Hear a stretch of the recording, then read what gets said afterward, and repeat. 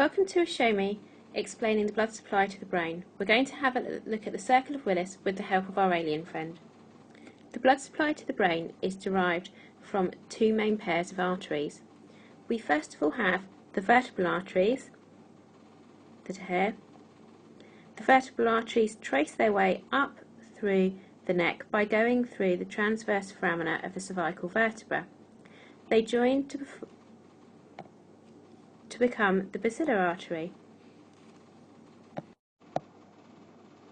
You also have the internal carotid arteries coming in, they work their way through, travelling up in the neck.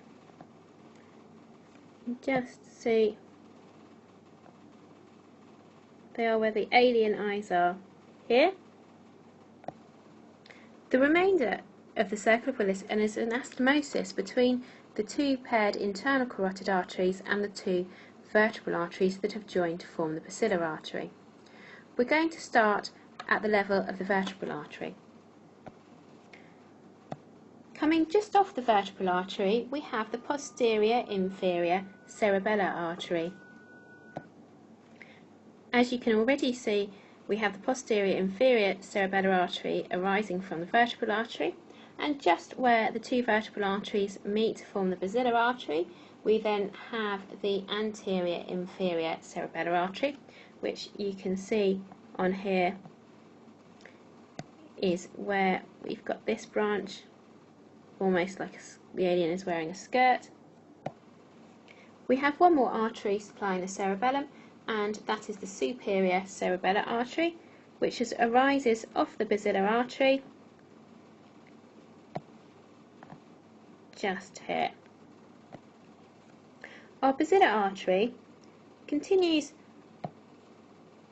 on a little way and then divides, giving rise to what are the alien arms, which are the posterior cerebral artery.